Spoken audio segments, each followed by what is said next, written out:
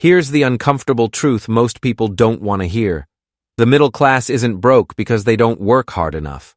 They're broke because they followed the rules exactly as they were taught. The same rules their parents trusted, the same rules their schools repeated, and the same rules that quietly stop working the moment inflation, taxes, and real life show up. Look, most people believe that if you get a decent job, save a little, buy a house, and stay out of trouble, you'll be fine. But what if that entire sequence is backward? What if the very habits you think are protecting you are the reason you feel stuck, anxious, and behind despite doing everything right? My name is Marcus, and I spend way too much time thinking about how money actually works in real life, not on paper. If you're someone who earns a decent income but still feels like you're one unexpected expense away from stress, make sure to hit the subscribe button and give this video a thumbs up if this helps you out. Here's the real problem, and it's rarely said out loud. The middle class is taught to optimize for comfort and safety in a system that quietly punishes both. From a young age, the message is simple. Be responsible, avoid risk, don't rock the boat. But money doesn't reward caution the way people think it does. It rewards positioning, timing, and leverage. And the later you learn that, the more expensive the lesson becomes. Most middle-class households aren't reckless. They budget, they compare prices, they look for deals, they track their expenses. And yet, despite all that discipline, the math never seems to work in their favor. Income goes up a little, expenses follow right behind, and whatever raise they get disappears into higher taxes, higher housing costs, higher insurance, and higher expectations. That's not a personal failure. That's a structural trap. Here's what most people don't realize. The rules you're taught are optimized for stability, not for wealth. And stability feels good in the short term. It feels responsible. It feels mature. But over decades, stability without growth is just slow financial erosion. Let's talk about the first rule the middle class learns too late, and it's probably the most damaging one of all. The idea that your income is the most important part of your financial life. From the moment you enter the workforce, everything revolves around income. What do you make per hour? What's your salary? What raise did you get this year? And don't get me wrong, income matters. But it matters far less than people think, especially after a certain point. Here's why. Imagine two people. One earns $60,000 a year and saves aggressively. The other earns $120,000 a year, but structures their life around that higher income. Bigger house, newer cars, nicer vacations. On paper, the second person looks far ahead. In reality, they're often more fragile. Their entire financial life depends on that income continuing without interruption. This is where it gets really interesting. The middle class is taught to trade time for money and then build their entire identity around that trade. Your job becomes your safety net. Your paycheck becomes your plan. And the moment anything threatens that income, everything else starts to wobble. Now you might be thinking, okay, but earning more still helps, right? And yes, to a point. But income without control, leverage, or ownership just increases your exposure. Higher income often means higher fixed costs.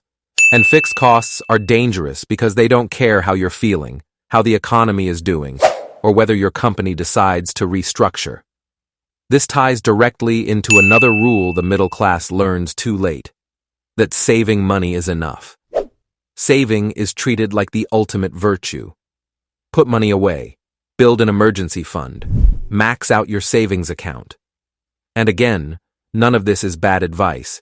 It's incomplete advice. Saving protects you from short-term problems, but it does very little for long-term outcomes if that money isn't positioned correctly. Think about it this way. If you save $500 a month for 30 years, that's $180,000 in contributions. If that money sits in low-yield accounts because you were taught to avoid risk, inflation quietly eats away at its purchasing power. The number goes up, but the value doesn't keep pace. You did everything you were told, and yet the finish line keeps moving. Here's the psychological trap. The middle class equates safety with stillness. If the money isn't moving, it feels safe. If it's not fluctuating, it feels controlled. But money that doesn't move is money that doesn't work. And money that doesn't work eventually becomes a source of stress, not security. Another rule that shows up everywhere is the belief that debt is always bad. This one is deeply emotional. Debt is framed as a moral failure, not a financial tool. Credit cards are dangerous. Loans are scary. Owing money means you've messed up.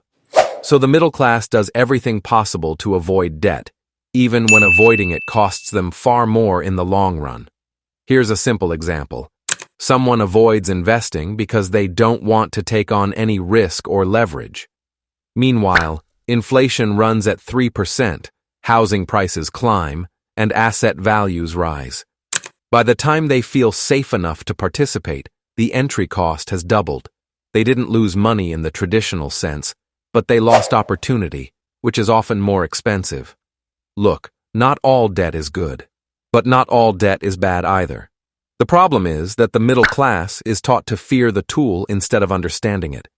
And fear-based rules rarely lead to optimal decisions. This pattern repeats itself with home ownership, which is often sold as the ultimate financial milestone. Buy a house as soon as you can. Stretch if you have to. Get in before prices go up. And for many people, buying a home does make sense, but the way it's framed is the issue. A primary residence is marketed as an investment, but it behaves very differently from one. It's illiquid. It requires constant cash input, and its returns are highly dependent on timing, location, and long-term maintenance costs. Yet many middle-class families pour the majority of their net worth into a single asset they can't easily access or adjust. What's worse is that once you buy into that narrative, you stop questioning it. You feel set. You feel like you've made it. And that feeling can delay more flexible, scalable financial decisions for years. There's also the rule about lifestyle rewards, the idea that once you work hard enough, you deserve to upgrade your life. Better car, better neighborhood, better everything. And again, this isn't about denying yourself joy. It's about the timing and the trade-offs. Every upgrade increases your baseline. And once your baseline rises, going backward feels like failure, even if it's financially smart. This is how people get trapped maintaining a lifestyle that looks good from the outside but feels tight and stressful on the inside. Here's what most people don't realize. The middle class is encouraged to consume first and invest later. Enjoy your life now, they're told. You can worry about the rest later. But later always arrives faster than expected, and by then, the margin for error is much smaller. Now, before we go any further, I want to establish something clearly. These patterns show up over and over again. Different incomes, different cities, different careers, same outcomes, high effort, low flexibility, constant pressure. This isn't about a few bad decisions. It's about a set of rules that no longer match reality. And this is where one of the most dangerous beliefs gets dismantled. The idea that being financially responsible automatically leads to financial freedom. Responsibility keeps you afloat. It doesn't necessarily move you forward. And once you see that distinction, it becomes very hard to unsee it, because it forces you to question whether the rules you're following are actually designed to help you win, or just to keep you compliant. Once that idea cracks, once you realize that responsibility and freedom are not the same thing, everything else starts to shift. Because if playing by the rules only keeps you afloat, then the real question becomes, what actually moves you forward? This is where the replacement framework starts to matter, and this is where a lot of people get uncomfortable. The middle class is taught to minimize mistakes. Wealth is built by maximizing asymmetric outcomes. Those are two very different games. Here's what most people don't realize. The goal isn't to be perfectly efficient with every dollar. The goal is to place your money and your time where small advantages compound over long periods. But that requires tolerating uncertainty, and uncertainty is exactly what the middle class is trained to avoid. Think about how most financial decisions are framed. Is this safe? What's the worst that could happen?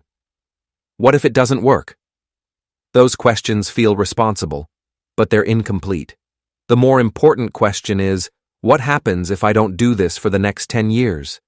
Because inaction has a cost, even if it feels neutral. This is where the psychology really kicks in. Humans are loss-averse.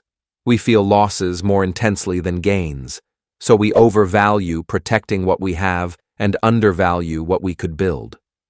The middle class internalizes this deeply. Don't lose money, don't mess up, don't fall behind. And ironically, that mindset almost guarantees stagnation. Now, you might be thinking, okay, but risk can ruin people. I've seen it happen. And you're not wrong. Uninformed risk is dangerous. Blind risk is reckless. But calculated, asymmetric risk is how every major financial leap is made. The issue isn't risk itself. It's the lack of frameworks for evaluating it. Here's a simple mental model that changes everything. Instead of asking whether something is risky, ask whether the downside is survivable and the upside is meaningful. If the worst-case scenario is inconvenient but recoverable, and the best-case scenario materially changes your trajectory, that's a different category of decision entirely. The middle class is rarely taught to think this way. They're taught to protect the downside at all costs, even when doing so caps the upside permanently. This shows up clearly in how people think about investing in themselves. Skills, businesses, scalable income streams. These things are often dismissed as too risky or not stable, while relying on a single employer somehow feels safer. But that stability is an illusion. It's concentration risk disguised as security. Here's what's interesting when you zoom out. People with multiple income streams aren't necessarily smarter or luckier. They're just less exposed to any single failure point. That flexibility changes how they make decisions. It lowers fear. It increases optionality. And optionality is one of the most underappreciated assets there is. Another late-learned rule is about time. The middle class is taught that time is something you sell, hours for dollars, years for promotions, decades for retirement. Wealthy frameworks treat time as something you invest. You deploy it upfront into things that may not pay immediately, but have non-linear returns later. That's why so many people feel like they woke up one day at 40 or 50 and realized they're out of runway. They did everything they were supposed to do, but they optimized for short-term certainty instead of long-term leverage. This is where it gets really interesting, because the biggest shifts don't come from massive changes. They come from small rule swaps applied consistently. For example, instead of asking, "How can I afford this?" ask, "What would need to change for this to be easily affordable?" That question forces creativity instead of constraint. It moves you from consumption mode into ownership and problem-solving mode. Instead of saving whatever is left over, flip the order. Decide what percentage of your income is going toward growth-oriented assets first, then build your lifestyle around what remains. Even a small shift here changes behavior dramatically over time. And let's talk about numbers, because this can't stay abstract. Imagine someone earning $80,000 a year. After taxes, maybe $60,000 hits their account. If they invest $500 a month into something that averages a modest 7% return over 30 years, that grows to roughly $600,000. That's not flashy, but it's meaningful. Now imagine that same person also spends 5 years building a small side income that eventually adds $1,500 a month. That's $18,000 a year. Over 20 years, that's $360,000 in raw income, not including any growth or reinvestment. Most people never even attempt that second part because it doesn't fit the rules they were taught. It feels unstable. It feels uncertain. But the math doesn't care about feelings. It cares about inputs, time, and compounding. Now, before we move into what you can actually do about this, I want to address the quiet objection that comes up here. I don't have time. I'm already exhausted. This sounds great, but my life is already full. Here's the pattern that shows up again and again. People underestimate what they can change in 5 years and overestimate how stable the next 5 years will be if they change nothing. They assume the current path will hold. It rarely does. The shift isn't about doing everything at once. It's about breaking one core middle-class rule at a time. This week, take inventory of your fixed costs. Not just what they are, but why they exist. Which ones actually improve your life, and which ones are there because of inertia or image. Reducing a single $300 monthly expense isn't just $3,600 a year. It's $3,600 that can be redirected into something that compounds. This month, choose one area where you stop optimizing for comfort and start optimizing for leverage. That could be learning a high-value skill, testing a small income idea, or reallocating savings into assets that actually have growth potential. The goal isn't perfection, it's movement. Here's a clear behavioral rule that changes outcomes. Never let your lifestyle expand faster than your ability to generate income without your primary job. That one rule alone prevents a massive amount of long-term stress. And here's the credibility piece, because this isn't theory. Across different income levels, industries, and economic cycles, the people who build flexibility early have more options later. They handle shocks better. They make calmer decisions. They don't panic at every headline. The pattern is consistent. The middle class learns these rules too late because the system doesn't reward questioning early. It rewards compliance. But the moment you start thinking in terms of leverage, optionality, and asymmetric outcomes, the game changes. This isn't about becoming reckless or abandoning responsibility. It's about updating the rules to match reality. Stability without growth is fragile.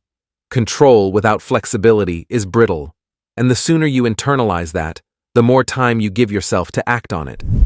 So here's the calm truth. You don't need to blow up your life. You don't need to chase every opportunity.